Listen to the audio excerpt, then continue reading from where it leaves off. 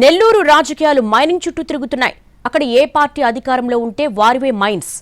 గన్నులు అడ్డం పెట్టైనా సరే గనులను కొల్లగొట్టడమే వాళ్ళ టార్గెట్. దగ్దాకు అడ్డొస్తే దమ్కి ఇస్తారు, శరణు కొరితే షేర్ ఇస్తారు, అంతేగాని గనులను మాత్రం వదలరు. గత ప్రభుత్వంలో ఏం జరిగిందో ఇప్పుడు అదే జరుగుతోంది. అప్పుడు కాకాణి అనిల్ చక్రం తిప్పితే ఇప్పుడు వేమిరెడ్డి, రూప్ కుమార్ యాదవ్ వ్యవహారం నడిపేస్తున్నారు. ఒకప్పుడు సింహపురి రాజకీయం వేరు, ఎప్పుడు వేరు. 10 ఏళ్లుగా నెల్లూరు రాజకీయమంతా మైనింగ్ చుట్టూ తిరుగుతోంది. ఏ పార్టీ అధికారంలో ఉంటే ఆ పార్టీ నేతలవే గనులన్నీ. పలుకుబడి, అధికారం, పరపతి వాడుకుంటూ ప్రభుత్వ ఆదాయానికి యథేచ్ఛగా గండి కొడుతుంటారు. పర్యావరణం, ప్రకృతి ఇవేవీ పట్టవు. ఇష్టారాజ్య దోపిడీ. జిల్లాలో ఎక్కడ ఏ పొలిటికల్ డెవలప్మెంట్ జరిగినా అది మైనింగ్ దగ్గరికి వచ్చి ఆగుతుంది. వైసీపీ అధికారంలో ఉన్న సమయంలో అడ్డు అదుపు లేకుండా దోచుకున్నారు. ఇప్పుడు టీడీపీ వంతు. సైదాపురం, చేజర్ల, పొదలకూరు, ఉదయగిరితో పాటు తిరుపతి జిల్లాలోని గూడూరు పరిసర ప్రాంతాల్లో విలువైన తెల్లరాయి దొరుకుతుంది. దీనికి విదేశాల్లో బాగా డిమాండ్ ఉంది. ఒక్క సైదాపురం మండలంలోనే మూతపడిన గనులు 20కి పైగానే ఉంటాయి. 40 గనులు ప్రస్తుతం రన్ అవుతున్నాయి. వైసీపీ అధికారంలోకి రాకముందు క్వార్జ్ రాయికి గిరాకీ లేదు. 2024 సమయంలో చైనాలో విపరీతమైన డిమాండ్ ఏర్పడింది. టన్ను 25,000 నుంచి 50,000 వరకు పలికిందే. గతంలో సైదాపురం గనుల్ని వైసీపీ హయాంలో అప్పటి మంత్రి అనిల్ కుమార్ యాదవ్ హస్తగతం చేసుకున్నారు. అనుచరులతో కలిసి గనుల అక్రమ రవాణాల్లో వేల కోట్లు సంపాదించారు అనేది వైసీపీలోని ఆయన ప్రత్యర్థులు ఇప్పటికీ ఆరోపణలు చేస్తుంటారు. సర్కార్కు ట్యాక్సులు కట్టకుండా విలువైన తెల్లరాయిని సరిహద్దులు దాటించేశారని చెబుతుంటారు. వ్యవస్థలను మేనేజ్ చేసి ఎలా దోచుకోవచ్చో వాళ్లు చూపించారు అనేది రాజకీయ వర్గాల్లో అప్పట్లో జరిగిన చర్చ. వచ్చిన డబ్బులతో విదేశాల్లో అప్పుడు మైనింగ్ చేస్తున్నారని టాక్. అప్పట్లో వైసీపీ నేతలు అనిల్, కాకాణి అధికారాన్ని అడ్డం పెట్టుకుని మైనింగ్ దందా చేస్తే ఇప్పుడు టీడీపీ నేతలు ఎంపీ వేమిరెడ్డి, డిప్యూటీ మేయర్ రూప్ కుమార్ యాదవ్ ఆ వారసత్వాన్ని కంటిన్యూ చేస్తున్నారని ఆరోపణలు ఉన్నాయి. మైనింగ్ వ్యవహారంలో వేమిరెడ్డి ఎక్కడా డైరెక్ట్గా ఇన్వాల్వ్ కాకుండా రూప్ కుమార్ యాదవ్ చేత చేయిస్తున్నారు అనేది జిల్లాలో నడుస్తున్న టాక్. సైదాపురం మండలంతో పాటు గూడూరు ప్రాంతంలో ఉండే గనులకు లీజు అనుమతులు ముగిశాయి. ప్రస్తుతం కేంద్ర ప్రభుత్వం పరిధిలోకి వెళ్లిపోయాయి. వాటికి సంబంధించిన నోటిఫికేషన్ వచ్చేలోపు నాణ్యమైన తెల్లరాయి ఉండే ప్రాంతాలపై టీడీపీ నేతలు కన్నేశారని ఆరోపణలు ఉన్నాయి. వైసీపీ అధికారంలో ఉన్న సమయంలో మంత్రి అనిల్ కుమార్ యాదవ్, ఆయన బాబాయ్ రూప్ కుమార్ యాదవ్ కలిసి వ్యాపారాలు చేసేవారు. ఆలోచన అనిల్దే అయితే దాని ఆచరణ మొత్తం రూప్ కుమార్ యాదవ్దే అన్నట్టుండేది. ఎందుకంటే రూప్ కుమార్ కు మైనింగ్ పై మంచి పట్టుంది. అయితే తర్వాత అనిల్ కు రూప్ కుమార్ యాదవ్ కు మధ్య ఆర్థిక వ్యవహారాల్లో తేడాలు వచ్చాయి. ఆ గ్యాప్ చాలా దూరం వెళ్ళింది. దాంతో రూప్ కుమార్, అనిల్ మధ్య పూర్తిగా బంధం తెగిపోయింది. అనిల్ కు వ్యతిరేకంగా రూప్ కుమార్ పాలిటిక్స్ మొదలయ్యాయి. ఇదే సమయంలో ఎంపీ వేమిరెడ్డికి దగ్గరయ్యారు. ఎన్నికల సమయంలో టీడీపీ గూటికి చేరారు రూప్ కుమార్ యాదవ్. తర్వాత రాష్ట్రంలో అధికారం మారి కూటమి ప్రభుత్వం వచ్చింది. అంతే తప్ప వ్యాపారం స్టైల్ మాత్రం మారలేదు. తెల్లరాయి అక్రమాలకు రూప్ కుమార్ యాదవ్ కింగ్ పిన్ గా మారిపోయారని చెబుతుంటారు. వేమిరెడ్డిని తెర వెనుక పెట్టి రూప్ కుమార్ కథ నడిపిస్తున్నారు అనేది జిల్లాలో జరుగుతున్న చర్చ. ఇదే క్రమంలో రైతు జమీన్ అనే లోకల్ పత్రిక మైన్స్ అక్రమాలపై సంపాదకీయం రాస్తే వెళ్లి దమ్కి ఇచ్చారు రూప్ కుమార్ యాదవ్. వేమిరెడ్డి ప్రభాకర్ రెడ్డిపై ప్రచురించిన కథనానికి ఆధారాలు చూపించాలని నిలదీశారు. రుజువులు చూపించకుంటే క్షమాపణ చెప్పాలని కొట్టినంత పనిచేశారు.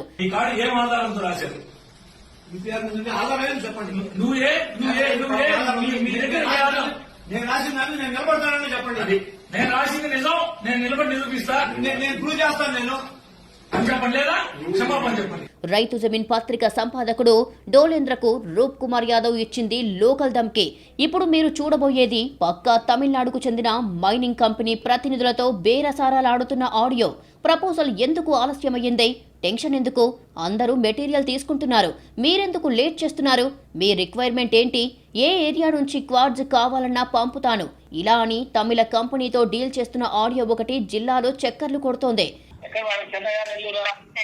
చెన్నై ఏం ఆలోచించారు? నేను చెప్పిన ప్రపోజల్ ఏమి ఆలోచించలేదు. టెన్షన్ ఎందుకు madam? Why you are being tension? ఎందుకు tension madam? I'm literally asking one question ma'am. Give me Roop Kumar, from tomorrow onwards I need this material, that's it. I am purchasing presently for this rate. Please let me know and tell the area and the quality of the material, that's it. No, before that I want you to know what the exporters agreed to with you. Because I'm asking everybody. Some people are almost all whoever I spoke with them, all of them are taking material from my side. some Ikra, say Abhi, say Vivek, and Kakatiya people also came to me and they are asking for the material, but they are asking for the quad size, not quad size. So I'm just asking you also, what kind of material you need, how much quantity you need, from which place, which area. Is there any particular area? Say Vedicherla, say Parumalapadu, say Jogipalli, say Anantamadugu, whatever. Please let me know. That's it. What is your requirement? Which quality is your requirement? Which quantity is your requirement? Just let me know. Travel with me for one couple of shipments, trial shipments. I'm not asking any advances or anything. I am asking just fair business. As soon as the material reaches you, send me the payment. That's it. Whatever the amount we concluded, please let me give that's it. I'll come back to you. Okay, ma'am. ఇలా ఏ party అధికారంలో వాళ్లు దందా నడిపిస్తుంటారు.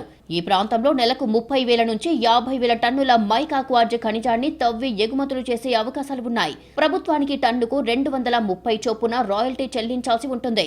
Saidapuram ఖనిజానికి China మార్కెట్లో గ్రేడ్ను బట్టి ton 2 లక్షల వరకు ధర పలుకుతోంది. ఈ మండలం నుంచే రోజు 1000 టన్నులు, ఇతర ప్రాంతాల నుంచి మరో 500 టన్నుల వంతున నెలకు 45,000 టన్నులు తరలిస్తున్నారు. అంటే ఏటా 5 లక్షల టన్నుల పైమాటి అన్నమాట. నాణ్యత గ్రేడ్లను బట్టి టన్ను 25,000 నుంచి 2 లక్షల వరకు పలుకుతోంది. నెలకు దాదాపు 250 కోట్ల వరకు ఆదాయం వచ్చే అవకాశం ఉంది. ఈ క్రమంలో జిల్లా వ్యాప్తంగా ఖనిజాన్ని అనధికారికంగా సొంతం చేసుకున్న ఎంపీ వేమిరెడ్డి ప్రభుత్వ కీలక నేతకు నెలకు 30 కోట్లు చెల్లించేలా ఒప్పందం చేసుకున్నట్లు ప్రచారం జరుగుతోంది. నేరుగా ఖనిజాన్ని చెన్నై నౌకాశ్రయం ద్వారా చైనాకు ఎగుమతులు చేస్తున్నట్లుగా తెలుస్తోంది. అక్రమ మైనింగ్ దందాను మాజీ మంత్రులు కాకాని గోవర్ధన్ రెడ్డి, అనిల్ కుమార్ యాదవ్ రుస్తుం మైన్లో అక్రమ తవ్వకాలు చేశారంటూ కేసులు నమోదు చేశారు. ఇప్పటికే కాకానిని 2 నెలలుగా జైల్లో ఉంచారు. ఇంకా కేసుల పరంపర కొనసాగుతోంది. తాజాగా అనిల్ కుమార్ కు ఉచ్చు బిగుసుకుంది. ఆయన కూడా విచారణను ఎదుర్కొనే పరిస్థితి ఏర్పడింది. ప్రశాంతమైన జిల్లాలో జరుగుతున్న అరెస్టులు, రాజకీయ రచ్చలకు మైనింగే కారణమనేది రాజకీయ వర్గాల్లో జరుగుతున్న చర్చ. మైనింగ్ కేంద్రంగా ఇంత జరుగుతున్నా అధిష్టానం నుంచి ఎటువంటి చర్యలు ఉన్నట్టు కనిపించడం లేకపోవడం కూడా టీడీపీలో వేమిరెడ్డి, రూప్ కుమార్ యాంటీ బ్యాచ్ కు రుచించడం లేదు. జిల్లా వైసీపీలోకి తెల్లరాయి ఎంటర్ కాకముందు బలంగానే ఉండేది. ఎప్పుడైతే మైనింగ్ ఇన్కమ్ మజా ఇచ్చిందో అప్పుడే నేతల మధ్య అంతర్గత విభేదాలు తారాస్థాయికి చేరాయి. ఆ ప్రభావం గత ఎన్నికల్లో తీవ్ర ప్రభావం చూపింది.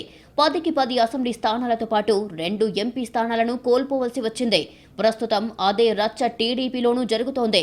వీళ్ళిద్దరూ పెట్టిన మైనింగ్ చిచ్చు జిల్లా భవిష్యత్ రాజకీయాలపై ఎలాంటి ఎఫెక్ట్ చూపిస్తుందో చూడాలి.